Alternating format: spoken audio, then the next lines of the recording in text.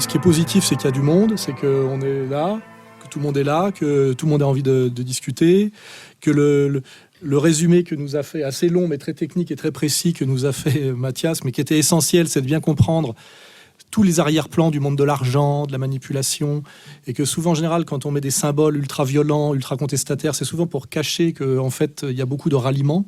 C'est-à-dire que finalement, c'est souvent ceux qui font le plus de provocations, qui en fait ont le plus à cacher, qu'en fait, ils sont totalement soumis, notamment, à toujours la même chose, au monde de l'argent. Voilà. Et qu'une fois qu'on a compris ça, on a cette espèce de recul et de prudence, justement, pour essayer de regarder ce qu'il y a derrière les apparences, c'est tout.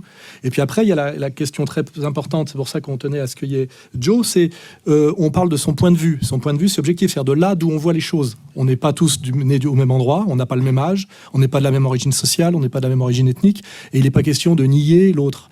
Il n'est pas question, à un moment donné, d'humilier ou en prétendant faire un travail critique, d'attaquer ce à quoi les gens sont attachés pour des raisons affectives et des raisons de parcours personnel. Quand on a eu 10, 15 ans dans la cité et qu'on a été passionné par certaines musiques, on ne peut pas dire à quelqu'un c'est de la merde. Même dans la jeunesse des années 60, il y a des gens qui se sont identifiés à Johnny Hallyday. Johnny Hallyday, c'est peut-être le Booba du petit peuple blanc des années 60, de la banlieue. Moi, je viens de la banlieue aussi. Je viens de Meudon-la-Forêt, Saint-Cru de la Roseraie. C'est une cité dortoir, des usines Renault à l'époque de l'île Seguin. Enfin voilà, c'est un parcours différent. Et la première chose, c'est de comprendre les parcours des autres, de comprendre pourquoi il y a un attachement à cette musique. On ne peut pas dire que ce ne sont que des erreurs. Tout n'est pas qu'erreur. Si les gens s'attachent à cette musique, c'est qu'elle leur parle, etc. Et après, effectivement, de voir ce qu'on peut tirer de positif là-dedans, en faisant un travail critique, mais qui n'est pas un travail de mépris et de destruction. En fait, le problème, c'est de savoir qui on est, et surtout cette phrase qui est l'antithèse de la phrase de Sartre, qui pour moi d'ailleurs Sartre c'est un peu le Marcuse français, qui dit « je suis un homme fait de tous les hommes et qui les vaut tous et qui vaut n'importe qui ». Cette phrase est une phrase totalement mensongère. Moi je suis un petit français des classes moyennes des années 60, Mathias a un autre parcours, Joe a un autre parcours, et donc c'est déjà d'avoir la modestie et le respect, de comprendre le parcours de l'autre, qui est toujours un parcours de souffrance. Il ne faut pas oublier, personne n'échappe à la souffrance. Jamais. Il y a toujours des déchirements, etc.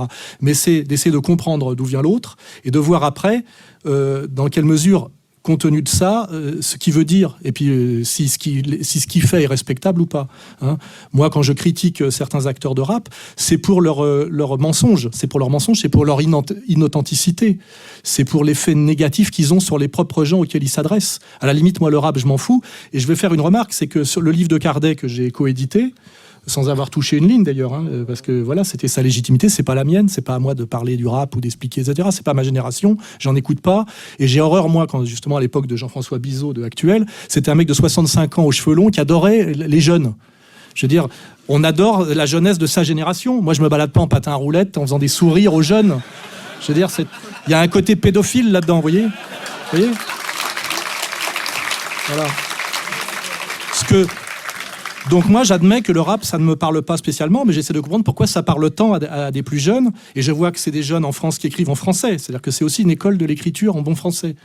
Les jeunes de ma génération, ils voulaient chanter en anglais à tout prix. Les jeunes des quartiers, ils ont fait un effort pour écrire du rap en français, ce qui est très important. Ils ne l'ont pas écrit en anglais. Donc c'est déjà maîtriser la langue du pays dans lequel ils sont et la langue qui est la mienne, avec qui on peut se parler, etc. Donc il y a toujours des aspects positifs à trouver. Après, moi, ce que je remarque, c'est que sur le livre de Cardet, ceux qui ont le plus attaqué le livre, sans jamais d'ailleurs qui l'ont refusé, comme par hasard, c'est les Inrecuptibles, Technicart, les gens de Skyrock, etc. Pourquoi ce monde de petits blancs bobos qui n'a rien à voir avec le rap veut à tout prix défendre le rap game? Ça, c'est un signe. Ils ne veulent pas que finalement quelqu'un qui est issu de cette expérience produise une critique, une autocritique qui fait qu'il maîtrise en fait. Parce que si on ne peut pas maîtriser la production et le monde de l'argent du rap, on peut maîtriser son histoire et sa logique. Ce qui est quand même la maîtrise par l'intelligence et la connaissance. C'est tout ce que vous avez quand vous n'avez pas l'argent. Or ça, on lui interdit.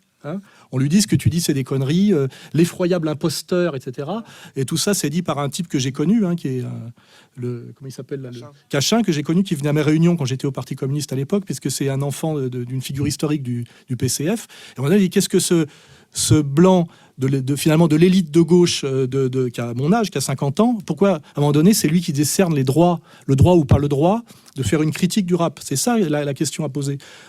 C'est pas à Skyrock d'autoriser ou pas la critique sur le rap, c'est pas à Technicart, etc. Et ce qui est intéressant, c'est à la fois d'aimer une musique, ce qui est quelque chose d'émotionnel et d'immédiat, et en même temps d'être capable de faire tout un travail de critique sur ce qu'il y a derrière la production, l'argent, etc. Parce que ça vous amène à quoi? À plus de conscience, plus d'intelligence. Et là, ça peut déboucher sur je dirais, de l'autonomie, c'est-à-dire le moyen d'être maître de soi. Or, c'est tout ça qui fait peur et qui agace les maîtres de l'oligarchie. C'est que d'un seul coup, vous cessez d'obéir totalement et de vous soumettre totalement. Voilà. Et si on est là tous les trois ce soir, et vous tous, c'est justement parce que là, on fait quelque chose qui emmerde beaucoup l'oligarchie, c'est qu'on discute entre nous, alors qu'on a été programmé pour se taper dessus. C'est évident. Hein, faut pas oublier ça.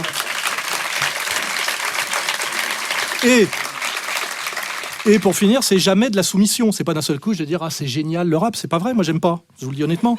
Mais c'est de comprendre ce que ça peut représenter pour des jeunes, etc., etc. Parce que d'abord, quand vous comprenez l'autre, c'est une démarche que vous faites de pouvoir sur vous-même. Parce que quand vous comprenez rien aux autres, finalement, c'est une défaite personnelle. Ça que je veux dire, c'est que moi, je me sens plus fort de comprendre des parcours qui ne sont pas le mien. Et à un moment donné, que tout à l'heure, il m'a reproché de dire toi, tu valorises le blues contre le rap, mais le blues, c'est des humiliés qui parlent dans l'humiliation, alors que Booba, c'est un guerrier musclé qui porte un prestige romain sur lui. Et c'est vrai que j'ai pas vu ça. J'ai pas vu ça parce que de mon point de vue, je ne le vois pas.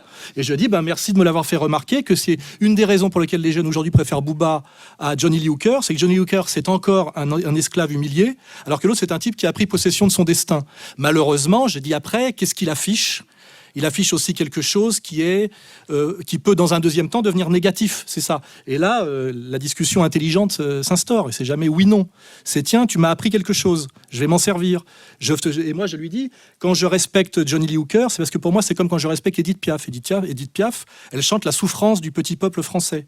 Et elle nous le rend respectable et elle transforme en beauté une souffrance. C'est-à-dire que d'un seul coup, on se met à admirer quelqu'un pour sa capacité à transformer de la souffrance en beauté. Et là, je dis, peut-être que Booba, à ce moment-là, c'est plus tout à fait ça. Hein, voilà. Et là, on est finalement dans un échange intéressant, où chacun apporte à l'autre, et simplement, c'est pour ça qu'on est là. Hein, voilà. Et c'est pour ça qu'on va lancer les questions. Voilà.